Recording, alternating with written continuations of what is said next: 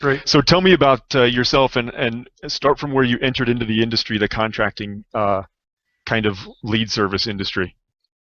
Definitely. So my background actually, when I graduated from school, I graduated with a degree in English and business, and I started off working for a very small local web design shop in Chicago. I was there for about a year and a half, and then I moved on to an advertising agency. I was at Leo Burnett working on clients like Purina, General Motors, Kellogg's, and I was a copywriter there. So I was doing creative work, branding, um, you know, social media campaigns, a little bit of everything. And when I was there, I started on the side learning about affiliate marketing and lead generation. And I just kind of gotten interested, and I started doing it myself in my free time. And initially, I was just small websites. I would start a website, and I would just sell leads to the bigger companies. I would start to advertise in Google and Yahoo and all those sites, and I got really good at it, just finding the right keywords and optimizing everything. And so I started to kind of build up a little bit of a small business, and I figured, well, maybe I can give this a shot full time. If I'm making a little bit of money and supporting myself now, if I was able to devote more time Hmm. to it, I thought that I could, scale it up a little bit. So I quit my Hmm. job at Leo Burnett and started doing this on the side. I had a few websites. I had a website called like estimatemypool.com, just swimming pool estimates. And then I started a site called Hmm. localpainterquotes.com, and it was the same thing. It was just lead generation for house painters. And eventually you're doing that, and it's supporting myself, and you start to think, well, there's all these big lead gen companies I'm selling leads to, and I see all these complaints about them. Maybe I can do it better. That's kind of the thought process a lot of people have. So I said, well, why don't I just focus on painters? I have the website, I have the lead source. Why don't I see if I could build a better lead service than some of the bigger companies? Um, and it was an interesting thing because I had never dealt directly with contractors before. I was just a marketer, so I didn't really understand what their needs were, and that's when I had joined Paint Talk actually. Was when I was trying to research, the contractors more and kind of get their perspective and see what the feedback was. Okay. So I hired a friend of mine to be a salesperson full time. We were working in this tiny little office. We were basically like our backs were touching each other, and we had started to do local painter quotes. And what we had realized, we built a very basic lead system where we could just distribute leads to painters based on the zip code and the service, and that was really all you could do with it. And what we had realized is we started getting complaints too from our contractors, like, this person never called me back, or these are bad leads. And we thought, hey, well, we think we're doing everything right. We're not buying leads from third-party sources. We're advertising on Google, which are good quality leads. People are searching. Um, Yeah. Yeah. our prices are better. Why? I mean, there were some people who were happy, but we were still getting some complaints, and we just were kind of confused. We should be not getting these. Maybe there's something we're not realizing here. So we started to follow up with homeowners. And what the homeowners would say is, well, that guy never called me. We'd say, oh, so-and-so said they weren't able to reach you, and we'd call, that guy never called me, or yeah, he called me a couple of Hmm. days later. And we started to realize that, not all of the contractors that we were working with were really following up the way we thought they would be. If us as marketers, we're like, if we get a lead, we're going to call it right away. We're Yeah. going to Right. put them in our pipeline. We're going to follow up a bunch. And so we started to see a disconnect there. Hmm. So we started to research, why are they operating a little differently than we had anticipated? So we started to survey some of our contractors. Well, how are you managing your leads? Are you using anything on the internet? And we found out a majority of the guys, especially in the house painting trade, were either had, they'd write down on paper, or some guys said they would, scratch it on the back of an estimate sheet from a previous job or something. Right. Right. Very few of them were using tools like Salesforce or lead management tools, and so we started to try to discover why. How come you're not using those tools? And most of the time it was they're overkill. They're for the mortgage industry. They're too complicated for my business. Okay. There Yep. was no Yep. core thing there, and so that's when we had the insight. Well, if we can provide the leads, but also make it easy for contractors to follow up and track those leads, Hmm. then we'll be onto something. And so that's when we started to think about kind of going to a bigger level, and that's when the idea for Craftjack came about. We could rebrand and relaunch this program that helps you find leads, but also really helps you follow up appropriately with them. That's kind of the backstory. I know I rambled a little bit there, but No. No. That was a really good a definition of how you're different as well. And being from a contracting background, I feel a lot of the pain that you were talking about, where guys are complaining about leads, but then they're not following up, or they're not calling, or they lose numbers and so forth. So there was that I understand how that would work. So tell me a little bit more about that then. So you have a CRM program built into the back of Craftjack so that leads don't get lost, basically, from the contractor side? Exactly. So it's called we call it the Craftjack Lead Manager, and it's essentially a very simplified CRM, mainly meant to help you from the time you get to the lead until the time you win the job, helping you communicate and track the status.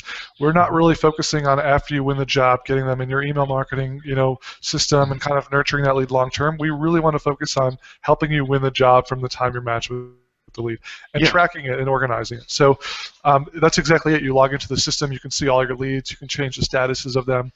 One of the key pieces to our technology, we realize all of this interaction between homeowners and contractors happens on the phone. They're getting calls, they're making calls, and if we can somehow get involved in that process, we can provide really detailed data to contractors that they may not even be aware of about their own business. Hmm. And so that was an insight that we had early on. And so we built a technology where we basically, any lead that we're matching with contractors, it's getting routed through a phone tracking system where they're calling the lead through our tracking system and it logs in the system. So there's a Okay. record of every call they make to a lead.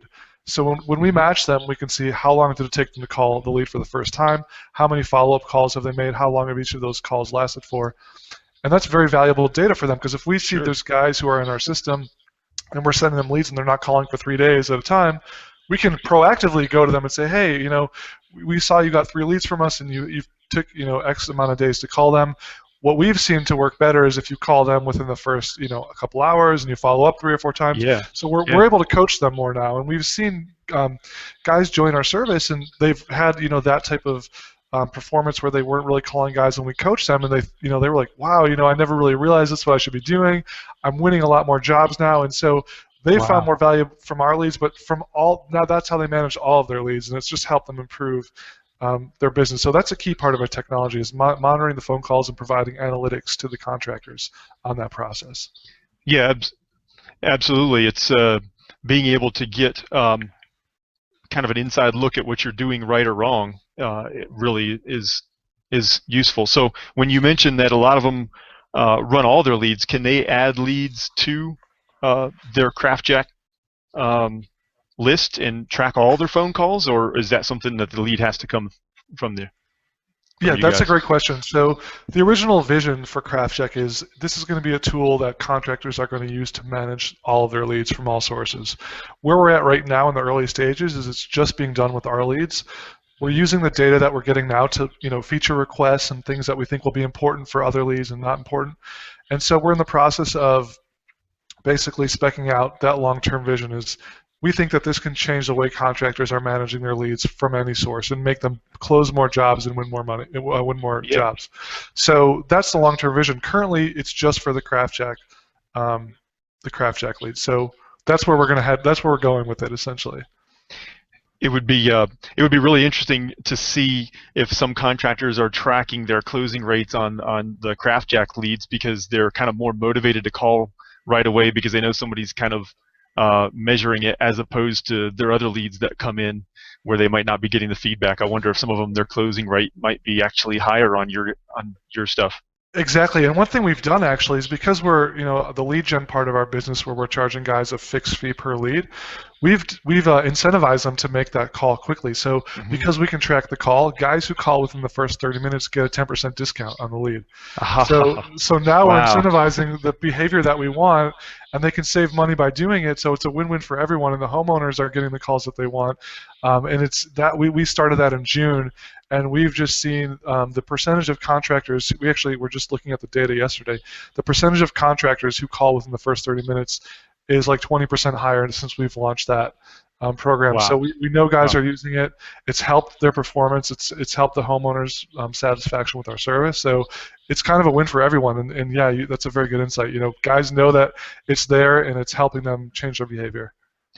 You know what I find funny is that if so they're saving 10% on the leads, so that may only be $2 or $3, I guess, if leads are in that like $25 to $30 range. Hmm. Um, but they might be, making an extra 1,000 or 2,000 if they win a job they wouldn't have got. So it's funny that the motivation is more to save the $3 than, That's that's a how we very are that is sometimes.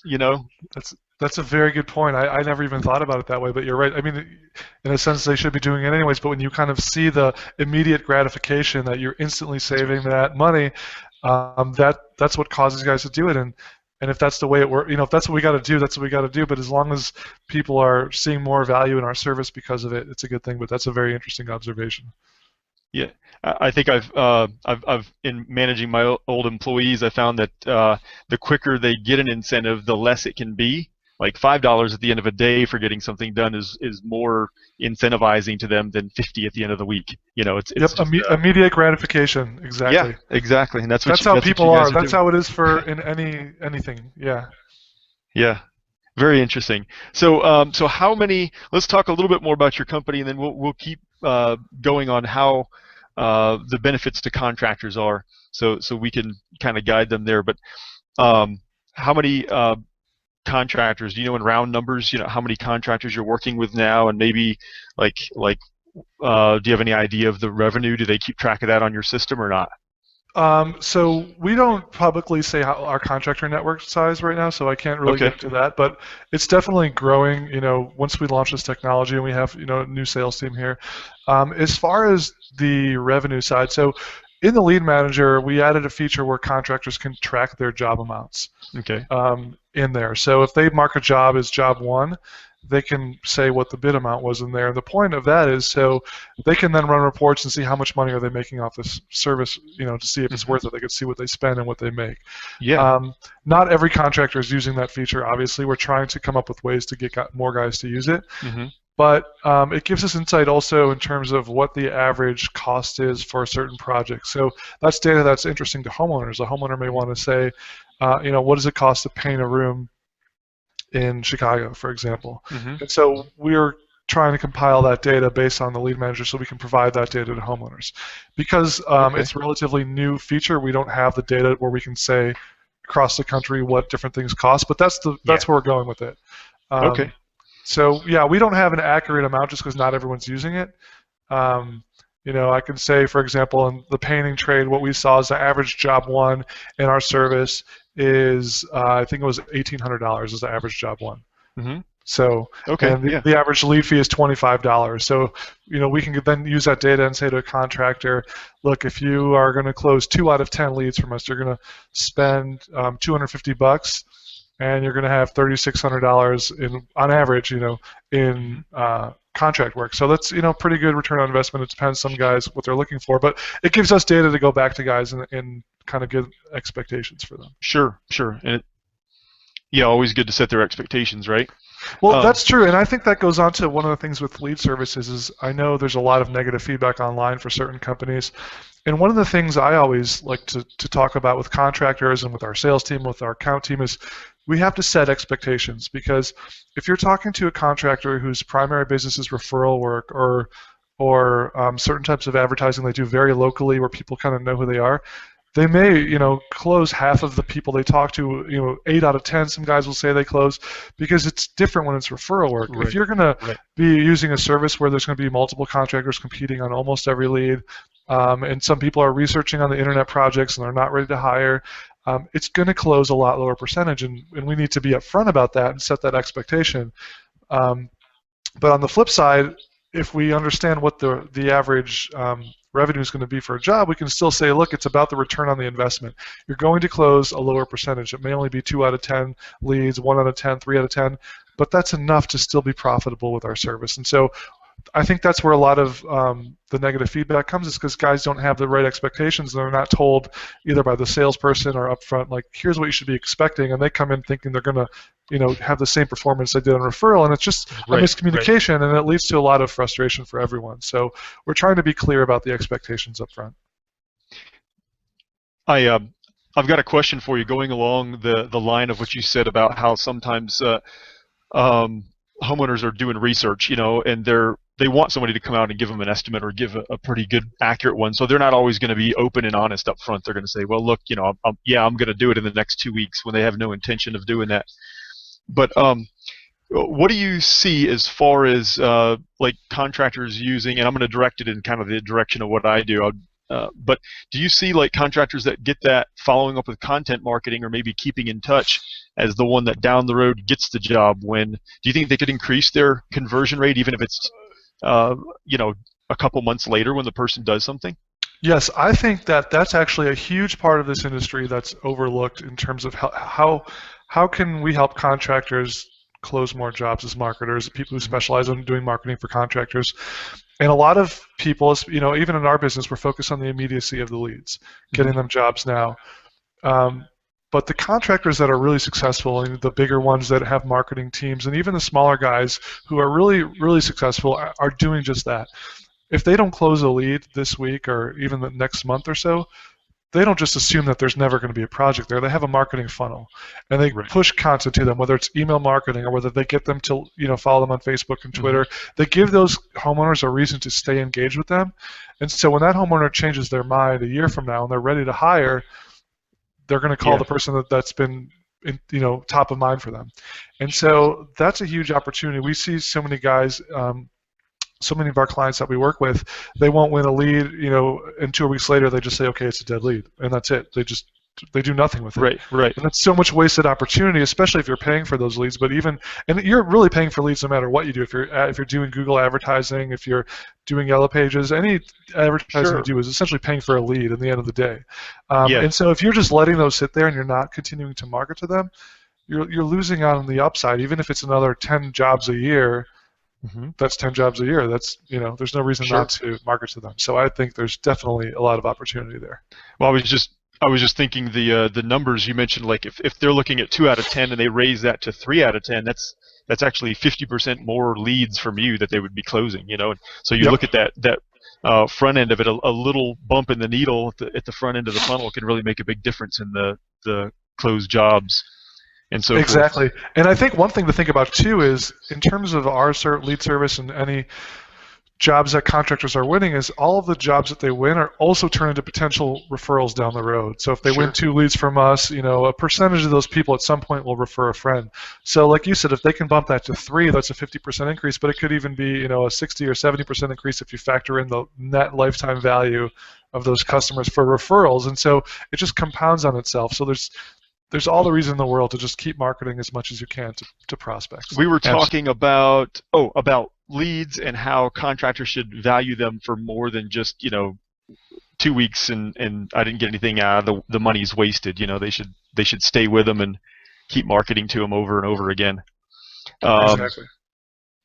so, um, well, there's a lot that makes you guys different from what other lead services I've seen years ago when they were approaching me all the time.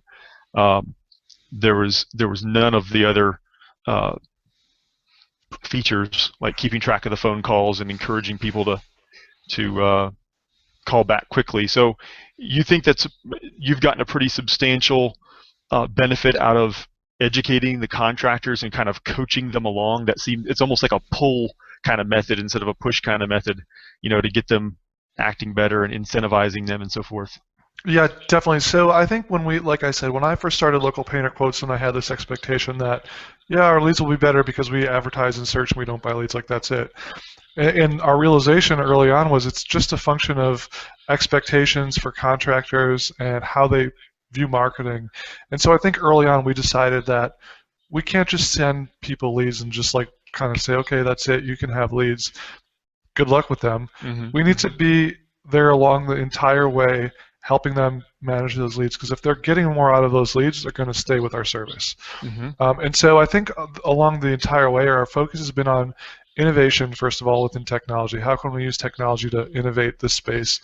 Most every other lead company is just sending out leads, and that's all they care to do. Hmm. And there's no real innovation in that model. So we always wanted to innovate.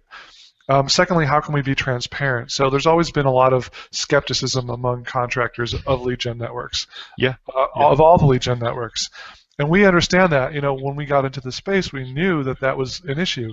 And so I think one of the big ways that you can alleviate skepticism is through transparency. And so that's always been a big Hmm. part of what we do in terms of being a member on a forum like Paint Talk or Contractor Talk and talking about ideas that we're doing and responding to critiques, having me go on there as the quote unquote CEO of the company and respond to people. I mean, I think Yeah. that shows that we're interested in having that dialogue.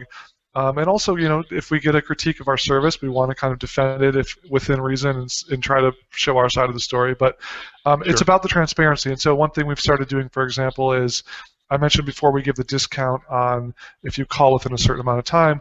We also started discounting for every contractor matched to the lead. So we have like an exclusive price, and every additional contractor is a 10% discount. And we tell guys on every single lead how many contractors were matched with this lead, so they know their competition. There's Okay. always a lot of skepticism on contractors' part, saying, "Oh, they sent the lead to 10 contractors. This lead went to 10. They said it would go to 4, but it went to 10. They told the homeowner said they were 10." And so we know that that's a something that people are afraid of, and so we want to show on every lead how many guys are matched with this lead to really be Okay. transparent about it. And so those are the types of things we're trying to do through our technology and transparency that we think make us different. Oh, that makes sense. That makes sense. Good.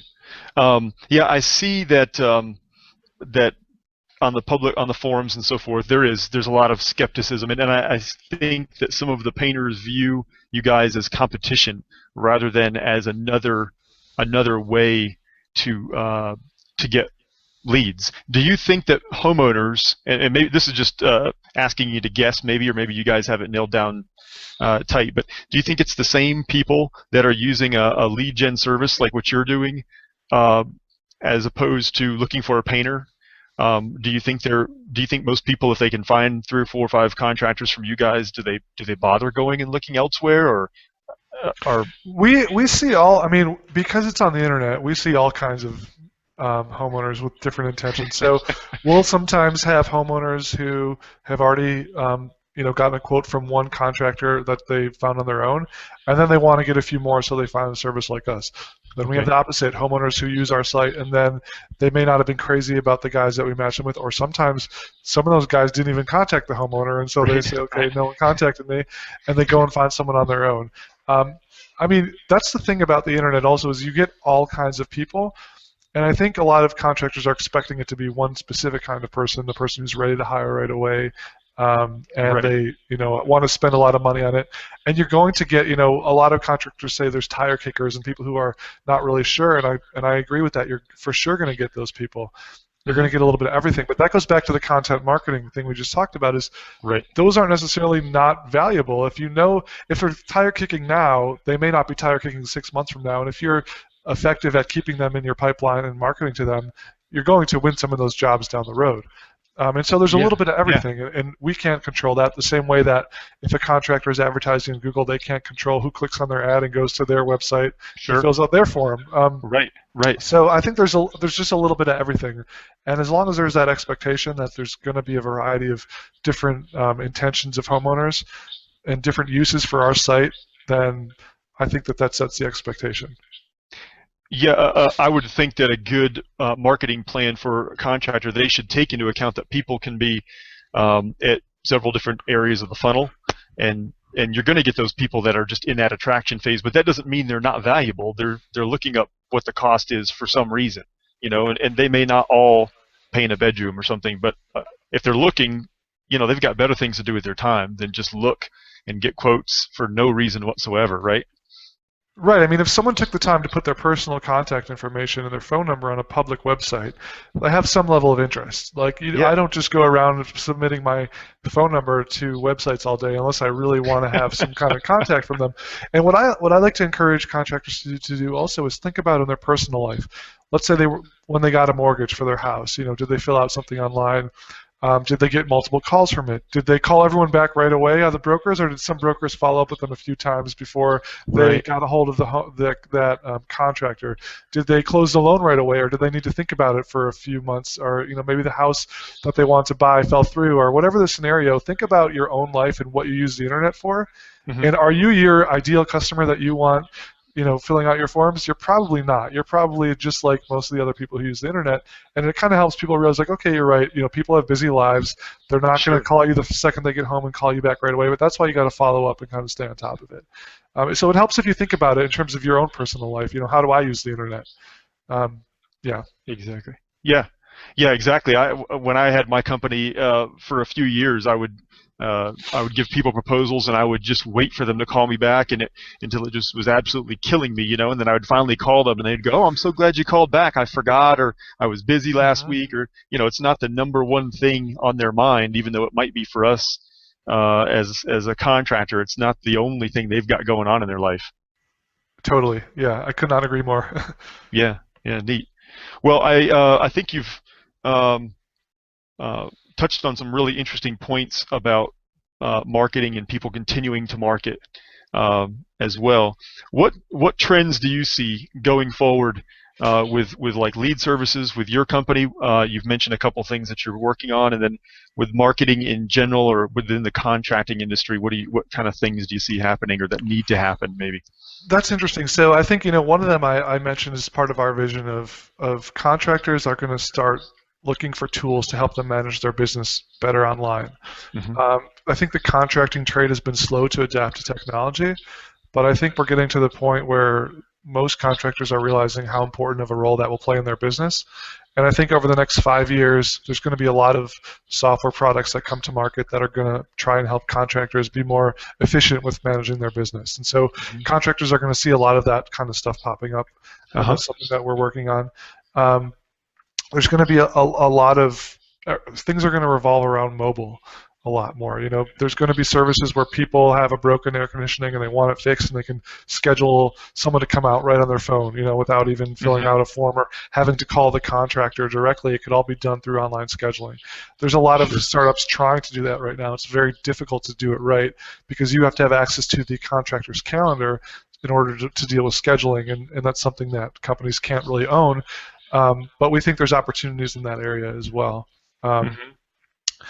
let's see what else. I think content is going to become more important because people are going to be spending more time online, more time on social media, looking to the internet for references and for services. And so the contractors that are publishing engaging content that is interesting to people, and then they keep them engaged with their blog or their website or their social media, are going to be very successful because they're going Hmm. to understand how to keep the potential homeowners engaged. So when they are ready to hire, they know who they're going to call right away. Yeah, Um, yeah.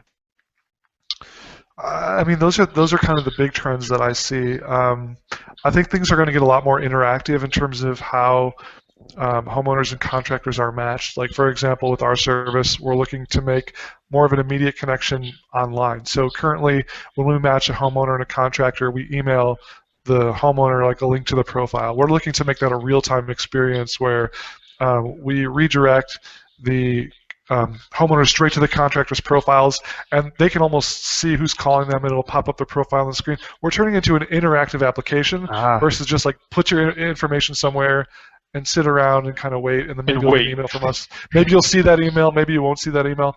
We're making it interactive, and I think the interactivity is going to become a big part of the future of how lead gen services work. In terms of the industry of lead gen companies, I mean, the other companies I see, I haven't seen a lot of innovation. I know one innovative thing that we've seen is with HomeAdvisor.